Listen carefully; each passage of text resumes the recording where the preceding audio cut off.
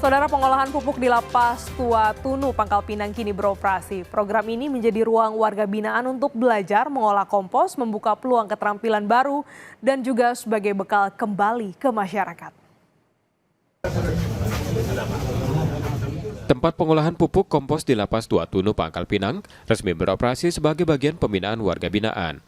Melalui program ini, mereka dilatih mengolah limbah menjadi pupuk kompos berkualitas, membuka keterampilan baru yang bernilai.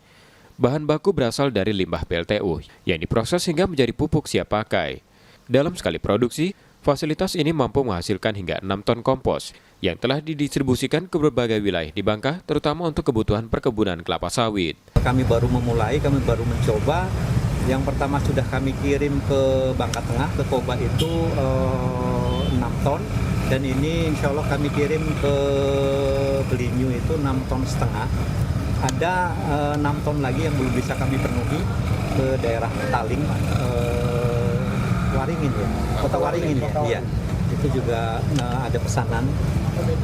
Insya Allah mudah-mudahan menjadi keberkahan untuk Lapas Pangkal Pinang, menjadi keberkahan untuk Pemda Kota dan Provinsi Babel.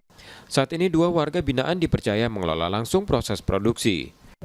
Ini perbuatan yang mulia, memberi aktivitas pada napi warga binaan untuk mengerjakan pupuk, dan ini pun kita dengan pemerintah daerah pun nanti akan bekerjasama dan bidang marketingnya dan apa yang kurang pun nanti kita akan bantu untuk supaya kegiatan ini kegiatan yang positif bagi bangsa dan negara.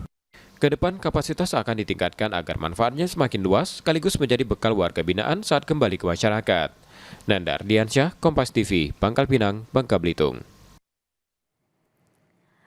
Lantas seperti apa kiprah warga binaan Lapas Kelas 2A Pangkal Pinang mengubah sampah menjadi pupuk kompos? Kita akan bahas bersama dengan Bapak Sugeng Indrawan, Kepala Lapas Kelas 2A Pangkal Pinang melalui sambungan Zoom. Selamat pagi Pak Sugeng. Ini menarik, ada program melibatkan warga binaan untuk membuat kompos. Sebenarnya tujuannya seperti apa nih Pak?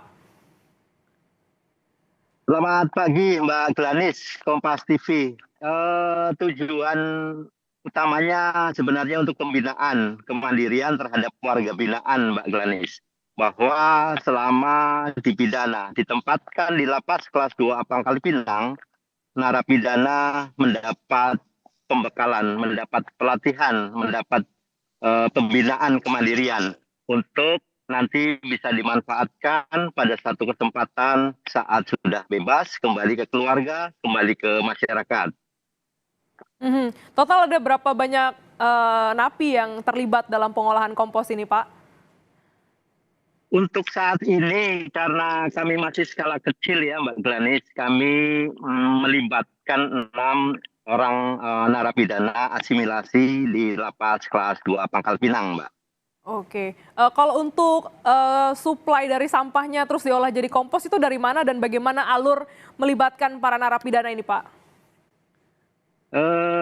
Pemahaman sampahnya ini bukan sampah pasar, Mbak. Pemahaman yang mungkin nanti kami jelaskan.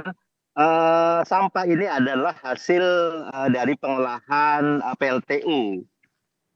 Kami bekerja sama dengan PLTU 3 Bangka, memanfaatkan limbah fabaknya, fly ash-nya yang kami manfaatkan, Mbak, untuk kami campur dengan solid, untuk kami campur dengan sekam, dan ada tambahan nutrisi sehingga kami olah untuk menjadi kompos. Bahan bakunya disediakan oleh PLTU 3 Bangka gratis. Hanya untuk delivery ke Lapas Pangkal Pinang dibutuhkan untuk transportasi. Dari pengiriman fabak kami olah di Lapas Pangkal Pinang area SAE Lapas. Dari ketika diolah, setelah diolah dicampur dengan bahan-bahan yang kami sebutkan, ada masa fermentasi sekitar 1 mingguan. Pada saat selesai, itu sudah bisa di-packing untuk didistribusikan. Demikian, Mbak Glanis. Oke, didistribusikan kemana saja, Pak? Apakah ini juga bisa menghasilkan uang begitu untuk para narapidana? Insya Allah, Mbak. Ada.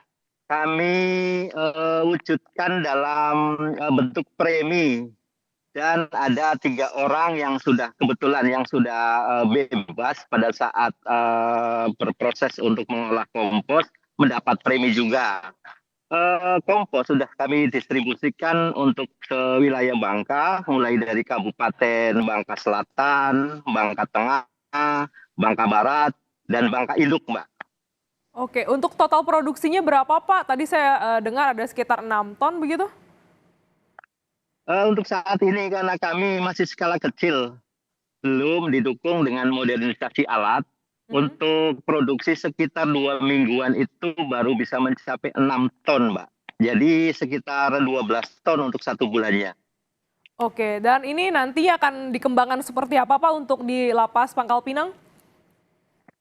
Ke depan kami berharap bahwa kompos ini menjadi tambahan untuk bekal kepada warga binaan yang bisa dimanfaatkan bahwa sampahnya PLTU itu bisa bermanfaat dan itu non B3 untuk bisa menjadi pelatihan yang sudah didapatkan di lapas itu bisa diimplementasikan pada saat di luar. Baik. Untuk hasil produksi kan juga cukup banyak ya Pak, sekitar 6 ton untuk 2 minggu, berarti 1 bulan itu 12 ton. Ini didistribusikannya via apa? Apakah memang sudah ada kelompok tani yang rutin menerima atau dijual ke toko-toko atau di e-commerce begitu Pak? Untuk saat ini karena keterbatasan produk, kami bekerja sama dengan UMKM dari Bangka Tengah, Green Soil yang membantu memasarkan terhadap para petani sawit yang sudah kami sebutkan tadi dari Bangka Induk, dari Bangka Barat, dari Bangka Selatan maupun dari Bangka Tengah. Baik, ini didistribusikan menyeluruh ke UMKM yang membutuhkan dan yang pasti ini juga bisa menjadi bekal dan pundi-pundi ekonomi juga bagi narapidana yang bisa menambah skill begitu ya Pak, mengolah limbah menjadi kompos. Terima kasih Bapak Sugeng Irawan telah bergabung di Jurnal Nusantara, Kepala Lapas Kelas 2A Pangkal Pinang. Ya, sehat selalu Terima Bapak. kasih Mbak Gladys.